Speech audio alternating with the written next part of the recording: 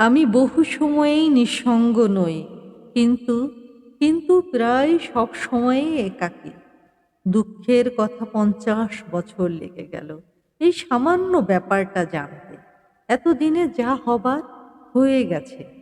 জ্যোৎস্না ভরা রাতে কোথাও দূর থেকে ভেসে আসে একা কোকিলের ঘর ভাঙানিয়া ডাক।